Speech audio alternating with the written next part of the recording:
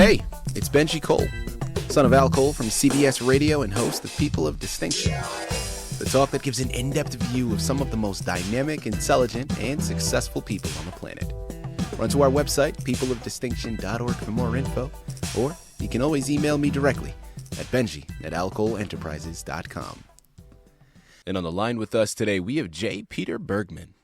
We'll be discussing his fantastic book, Small Ironies, available for purchase through Amazon, BarnesandNoble.com, or directly through the publishing company, AuthorReputationPress.com. But guys, listen, if you want to gather everything that Peter has in store, now, remember, you can't purchase the book through his site, but you're definitely going to want to check it out to stay abreast with everything that Peter has going on. And that's BerkshireBrightFocus.com. There you'll be able to find more information on Peter, more information about his upcoming projects, and you're definitely going to get so many valuable pieces of information. So one more time, that's BerkshireBrightFocus.com. And guys, if you haven't figured it out already, Peter was brought to our network by Author Reputation Press. So if you have a book that you'd like moved, do yourself a favor and contact our great friends over at ARP. You can find out more information on them at AuthorReputationPress.com. Sit back, strap in, and get ready for a fantastic ride. Peter is the expert, and he's going to be able to articulate everything much better than I ever could. So without further ado, let's jump right in. Peter, first and foremost, welcome to People of Distinction, and thank you so much for being a guest. How are you? Thanks for having me. Absolutely. Well, listen, the pleasure is all ours. As I stated, first and foremost, just to have another book added to the shelf that can really just take me away, take me on a journey is something that I personally am very much looking forward to, as I know my listening audience is as well. But also, again, you do have a great underlying message there, and I think a lot of times, regardless of the profession, I think as from a society standpoint, we can be pretty judgmental. And we cast aspersions on certain things, and I think this book offers a different perspective, and I really am looking forward to your words. Now, Peter, I know we have so much information to cover, but let's hold off slightly before jumping into the book. Start by telling our listening audience a little bit more about yourself and your background, please. Sure. Be glad to. I was born in New York City. I grew up as a performer, as a performing child, starting at the age of I think 7 months when I turned into a baby model. I was the Beach Nut Baby of 1946. And from there, I went on to become a child clothing model and began acting at the age of 4 when I went on tour with my grandfather, who was a British comedian, in the national touring company of Kurt Weill's Broadway opera street scene. I played a child. It was an easy role for me. Fantastic. From there, Go ahead. From there, I went on to do other child roles, and I acted. I began writing and directing when I was in my early teens. Began publishing, actually, when I was 14. A sophomore in high school, I became a theater critic for a local weekly newspaper, and it's just gone on and on from there. Peter, that is absolutely incredible, man. Listen, first and foremost, thank you very much for articulating all of that. Secondly, we're going to have to invite you back onto the network, man. Not to discuss this book in further detail, not to discuss any other books that you write in the future, but solely to discuss your background. Because, my goodness, A, is it impressive, and B, it's so eclectic. I'm sure you have stories for days, man, and we'd love to hear it. And this is absolutely the first time that I've had a baby model on my network. I mean, listen, we're doing big things here at People of Distinction. We've officially made it. I love it. This is wonderful. Peter, today's interview is all about Small Ironies. So without further ado, man, tell us a little bit more about your narrative. It's a curious book. It came about to 3 separate points of influence.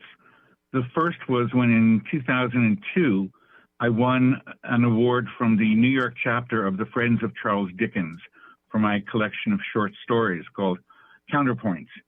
I was really thrilled with it. I was inspired by it. I decided to write a novel and publish it the way Dickens did, serially, 1 chapter a week.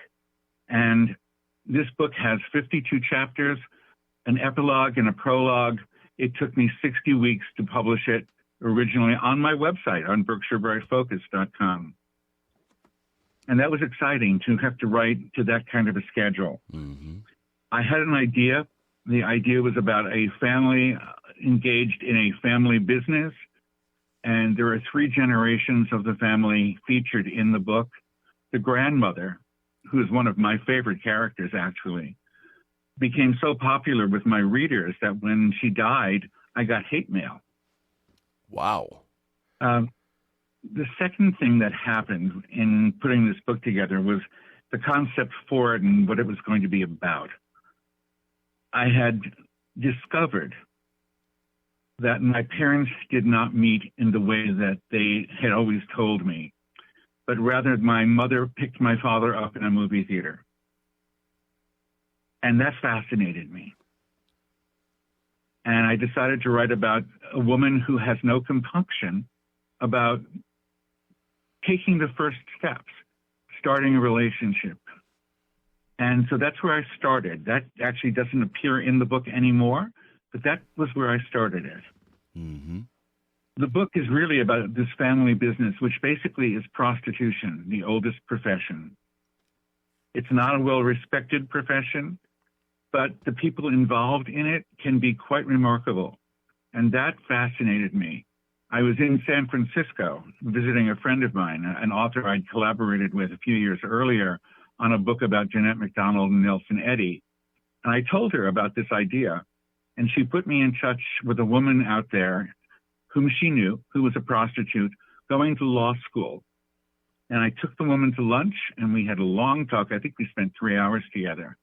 And she was talking about her goal as a lawyer, dealing with prostitution and trying to work at forming a union that would bring protections, particularly health and medical protections to prostitutes. And that became part of the book as well.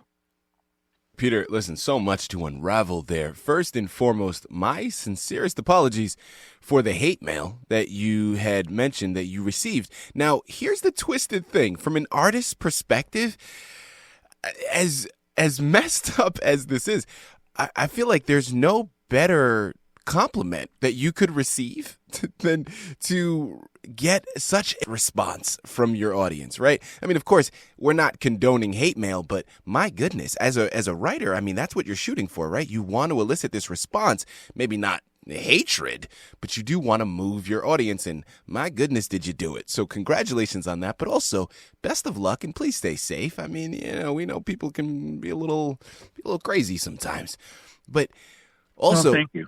Yeah, of course. Absolutely.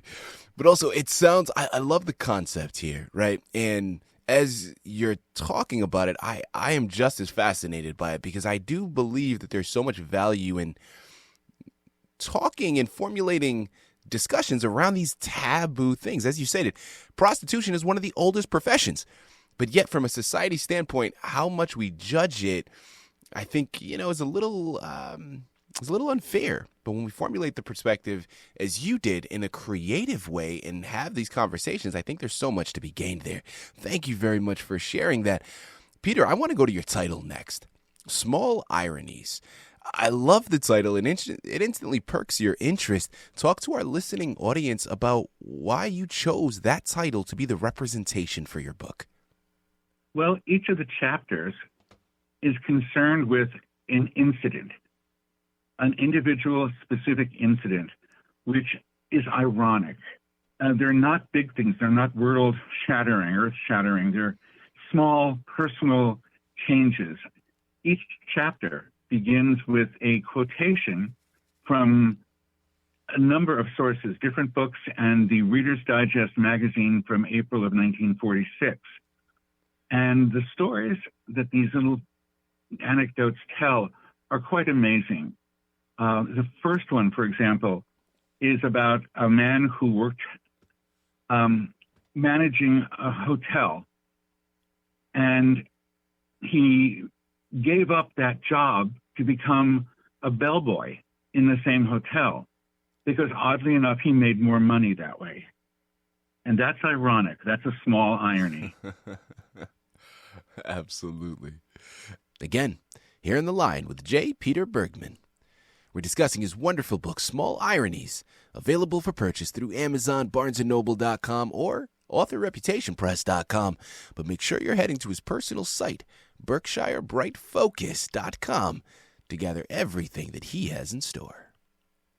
You know, Peter, next question I want to go into, let's talk about the concept of inspiration. Now, you've already started to go there in terms of inspiration for this particular narrative and your curiosities and where that came from, deriving from your parents' relationship and how that continued to grow and develop. Now, I think you mentioned you became published when you were about 14, 15, or definitely in your teenage years. So writing has clearly always been something that has been a part of you, as well as just being engulfed in the arts. Peter, talk to our listening audience. What inspired you to become a writer? Were there artists that inspired you, writers that inspired you? Talk to us a little bit more about where that love for creative writing comes from. Well, as I mentioned, my grandfather was an English comedian. He had worked in vaudeville in America, and he'd been on Broadway. And one of the people he admired the most in his life was Noel Coward, who was an actor, director, writer, composer, publisher, you name it, Mr. Coward did it. Absolutely. And I fell deeply in love with the man's work as a child. And it was the knowledge of his life and his career and the strange parallels to my own early years that inspired me to become a writer. Now, talk about the research that you did in preparation for this book, Peter. I know it's a fictional narrative, but even fictional narratives sometimes are steeped in realistic circumstances. Talk to us a little bit more about that research that you conducted, please. Well, as it covers about 30 years in the life of the main character, Max Draper, I had nonstop research on the incidents of the day, the things that influenced people in the period of time I was writing about. And the research on prostitution was unfortunately the easiest. It didn't take much time. I met a few people. I talked to a few people. I learned a lot about the different aspects of prostitution just by talking to people who had been involved in it, either professionally or as customers. You'd be amazed how many people are happy to talk about their times with prostitutes, their times with escorts. I had no trouble finding people who were willing and eager to relate their own stories. Peter, what would you say was a highlight for you during this entire journey, either through that research, writing the book, getting it published? What would you say was either A, a highlight for you, or B, something that surprised you that you weren't expecting before you began this journey? The highlight really was that interview I told you about with the prostitute in San Francisco who was in law school and aiming to legitimize the profession by being able to provide medical health care for other prostitutes. The generosity of spirit involved in that woman's life was amazing to me. She basically paid for school through her work as a prostitute, and she was a full-time prostitute. And the money, she said, and felt, and I believed her, was being used to better the situation for the people of the oldest profession. I found her delightful. I found her fascinating. We talked for 5 hours. It's the longest lunch I've ever had. And while not much of that comes into the book does aim toward it. Mm-hmm. And I'm grateful to her for telling me about what she was doing and how she was doing it, and that I could use some of that to make the book happen. That is absolutely incredible. Peter, listen, as we start to close out of this wonderful interview, last couple of questions here. First and foremost, what's next for you, man? I mean, what's on the horizon? Please tell me there's another book, either a sequel to this or another book that you're in the process of writing entirely. What's on the horizon for you, Peter? Well, there's no sequel to this book. I think the book's standalone. My second novel, which was published just 2 years ago, won an IPPY Award, the Independent Publishers Award, which was very, very satisfying. And I'm currently working on a historical novel about a woman who became a leading factor in the development of talk radio, not through her own desires, but just incidentally, it just happened. And her relationship with two rather famous women one of whom was Edna St. Vincent Millay, with whom she had been in college at Vassar. They didn't get along. She resented Millay a lot, and that becomes a driving force in the book itself. Wonderful. So that's what I'm working on. Peter, last question. I would be doing my listening audience a severe disservice if I didn't ask this last one. Now, being an artist myself, I love having this platform to be able to pay it forward, in a sense, to other artists out there listening in. In this instance, other writers out there. Now, you're someone who is a bona fide published writer, right? I mean, bona fide published author. You had gotten published initially in your teenage years, so you have so many years of wisdom and experience to be able to offer and pay forward to new writers out there listening in. So given that, Peter, what are some words of wisdom you would like to offer to a new writer listening in right now? Well, my initial sense of that would be to say, keep writing, no matter what anybody says to you, keep writing. And when you can't write, write something else. Turn it around. Go a different way. I once told a friend of mine, a wonderful poet, who had developed writer's block. And I said, take out your checkbook, pay a couple of bills, physically write, and put the checkbook on a piece of paper. And you come to the end of the check, the right-hand side of the check, write down a word. Just write down a single word and do it on all 3 lines. And when you're done with the bill paying, look at what you've written down and see what you can make of those 3 words. Just keep moving, keep going. What happens to a lot of younger writers in particular is they get frustrated, they stop, they don't go back. But you can always go back. If you have an idea is good. It may not be the most saleable idea, but that doesn't really matter. You need to develop every idea, whether it's a sentence, a paragraph, a page, or a book.